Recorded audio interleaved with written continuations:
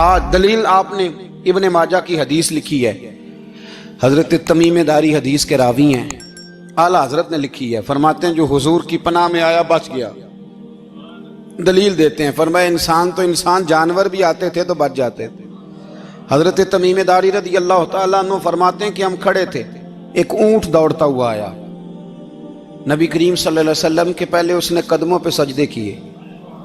صحابہ کہنے لگے حضور ہمیں بھی اجازت دیں، فرمایا وہ تو بے زبان ہے، اسے تو پتہ کوئی نہیں، پیش نظر ہے وہ نو بہار، سجدے کو دل ہے بے قرار، روکیے سر کو روکیے یہی تو امتحان ہے۔ فرمایا اسے کیا پتا، تم تو مکلف ہو شریعت کے، تمہیں اجازت نہیں ہے۔ اور اعلیٰ حضرت نے 2 ٹوک لکھا ہے، فرمایا سوائے خدا کے کسی کو تعظیمی سجدہ بھی حرام ہے، یہ نوٹ کر لیں میری بات۔ اور اعلیٰ حضرت نے فتاوی رضویہ میں لکھا ہے کسی قبر پہ جاؤ تو 4 ہاتھ دور کھڑے رہو، اللہ کرے آپ کو سمجھ آئے، کتنے ہاتھ؟ 4 ہاتھ دور کھڑے رہو، سورۃ فاتحہ پڑھو، درود شریف پڑھو، جس قبر پہ گئے ہو ان کی روح کو اصال ثواب کرو، ان کے وسیلے سے دعا مانگو۔ اعلیٰ حضرت فرماتے ہیں قبر کو سجدہ بالاتفاق حرام ہے، طواف قبر کا کرنا بالاتفاق حرام ہے، بوسہ لینے میں اختلاف ہے کہ جائز ہے کہ ناجائز ہے، لیکن بوسے سے بھی چونکہ شک پڑتا ہے تو فرماتے ہیں احمد رضا کی رائے یہ ہے کہ بوسہ لینے سے بھی بچا جائے۔ وہ آ گیا تو اس سے اگلی باتیں کرتا ہے، بس خاموش رہ، باادب رہ اور پیچھے رہ۔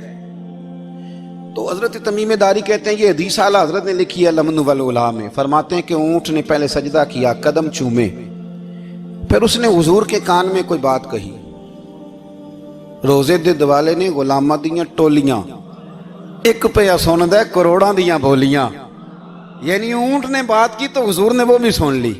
اعلیٰ حضرت کہتے ہیں جو پناہ میں آتا ہے بچ جاتا ہے۔ کہتے ہیں رسول کریم نے نا اونٹ کی پشت پہ ہاتھ پھیرا اور اللہ کے محبوب فرمانے لگے فکر نہ کر، اب تو آ گیا ہے نا تو جیسے تو کہے گا ویسے ہی ہو جائے گا، جیسے تو کہے گا ویسے ہی۔ ابن ماجہ میں موجود ہے، پر میں چونکہ فاضل بریلوی رحمت اللہ علیہ کی کتاب سے پیش کر رہا ہوں الامن والعلا سے، تو میں اسی انداز میں پیش کر رہا ہوں جس انداز میں وہاں ہے۔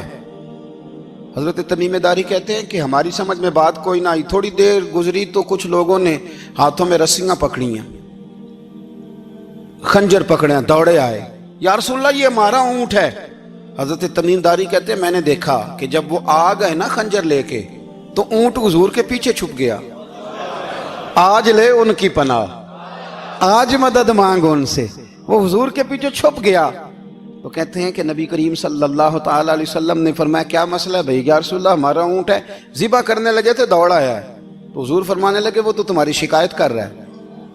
وہ کہتا ہے یا رسول اللہ میں نے برسوں ان کی نوکری کی، برسوں میں نے بڑی نوکری کی۔ صحیح کہتا ہے یا رسول اللہ؟ ٹھیک کہتا ہے حضور، اب بوڑھا ہو گیا ہوں، تھوڑا زیادہ بوجھ نہیں اٹھا سکتا، تو مجھے ذبح کر کے کھانا چاہتے ہیں، میں مرنا نہیں چاہتا۔ نبی کریم فرمانے لگے اچھے لوگ یہ صلہ دیتے ہیں؟ انہوں نے عرض کی حضور آپ حکم کر دیں، ہم اس کو چھوڑ دیتے ہیں یا رسول اللہ، نہیں ذبح کریں گے، خدمت کریں گے۔ حضور فرمانے لگے نہیں، اب میرے پاس آیا ہے نا، اب میں نے واپس نہیں کرنا، آج ہو گیا ہے، آج لے ان کی پناہ، آج مدد مانگ ان سے، آج ہو گیا یا رسول اللہ پھر رکھ لیں۔ حضور نے فرمایا نہیں بھائی پیسے بتاؤ کتنے؟ یا رسول اللہ نہیں کچھ نہیں۔ نبی کریم علیہ السلام نے فرمایا نہیں بتاؤ کتنے، بتاؤ کتنے؟ انہوں نے کہا حضور ایک دفعہ ریٹ لگایا تھا تو 100 دینار لگا تھا، حضور نے فرمایا بلال دے دو 100 دینار، 100 دینار دے دیا۔ اعلیٰ حضرت فرماتے ہیں دیکھو ان کی پناہ میں آنے کی برکتیں کتنی ہیں۔ ان سے کہا تم جاؤ، وہ چلے گئے، حضور نے پشت پہ ہاتھ پھیرا، فرمایا جا تو آزاد ہے۔ حضرت تمیم داری کہتے ہیں وہ پہلے گیا پھر پلٹ کے آیا، اس نے نبی پاک کے کان میں کو بات کی، کئی باتیں کی، پر میں ایک بات کرتا ہوں، کئی باتیں کی، ایک بات کی تو حضور رو پڑے، اونٹ چلا گیا، ہم نے عرض کی حضور یہ کیا کہہ گیا ہے؟ تو محبوب فرمانے لگے یہ کہہ گیا یا رسول اللہ جس طرح آپ نے مجھے چھری سے بچایا ہے، میں دعا کرتا ہوں اللہ آپ کی امت کو جہنم سے محفوظ فرمائے، اللہ جہنم سے بچائے آپ کی امت کو، اس طرح مجھے چھری سے آپ نے محفوظ کیا۔ اعلیٰ حضرت فرماتے ہیں کن چکروں میں پڑے ہوئے ہو، کن چکروں میں؟ پیسوں کی پناہ لیتے ہو، عہدوں کے پیچھے چھپتے ہو، دولت کے پیچھے چھپتے ہو، تعلقات کے پیچھے چھپتے ہو، فرمایا مصیبت آئے گی تو یہ سارے ہٹ جائیں گے، اگر پناہ لینی ہے تو مدینے والے محبوب کی پناہ لو، دروازہ رسول پہ آؤ، نبی کریم کی بارگاہ میں جھکو، حضور سے پیار کرو۔ اعلیٰ حضرت فرماتے ہیں محبوب کا ادب کرو، رسول اللہ کی غلامی کرو۔ فرماتے ہیں پھر کے گلی گلی تباہ، ٹھوکریں سب کی کھائیں کیوں، دل کو جو عقل دے خدا تو تیری گلی سے جائے کیوں۔ اور فرمانے لگے جان ہے عشق مصطفیٰ، روز فزوں کرے خدا، جس کو ہو درد کا مزہ وہ ناز دوا اٹھائے کیوں، جس کو ہو درد کا مزہ وہ ناز دوا اٹھائے کیوں۔ انہوں نے محبوب کریم کی محبت کا پیغام دیا، صحابہ کی محبت کا، بولیے، صحابہ کی محبت کا پوری کتاب لکھی حضرت صدیق اکبر جناب عمر کے فضائل پر۔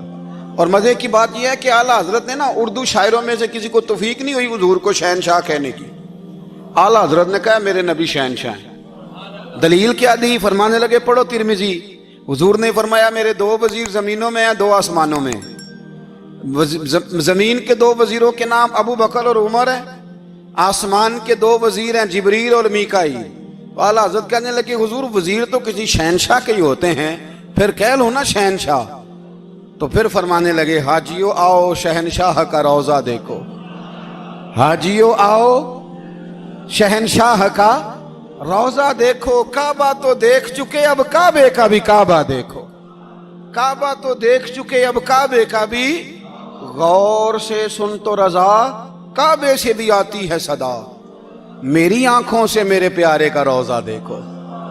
اعلیٰ حضرت نے ساری زندگی اور صحابہ کرام کی بات کی، اہل بیت کی بات کی، اولیاء کی بات کی، صوفیاء کی بات کی، دفاع کیا سب کا، سب کے شانوں میں لکھا، امت کو بتلایا کہ اپنے بزرگوں سے جڑے رہو گے تو بچے رہو گے۔ اعلیٰ حضرت نے طنز کرنے سے، تنقید کرنے سے، بلا وجہ غلطیاں نکالنے سے اور ایک دوسرے پر لان تان کرنے سے ہمیں بچنے کو کہا۔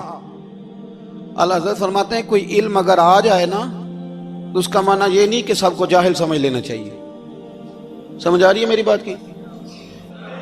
ہم جس شعبے میں بھی ہوتے ہیں نا سامنے والے کو ان پڑھ سمجھتے ہیں۔ مولویوں کے بارے میں بعض لوگوں کا خیال ہے کہ یہ پتہ نہیں کون سی مخلوق ہے، ان کو کیا پتا دنیا داری کا۔ میں صحیح کہہ رہا ہوں۔ اسی طرح جو میرے شعبے سے تعلق رکھنے والے لوگ ہیں وہ کہتے ہیں شاید سارے تاجر 2 نمبر طریقے سے ہی مال کماتے ہیں۔ یہ ہو نہیں سکتا، ایسا ہو نہیں سکتا۔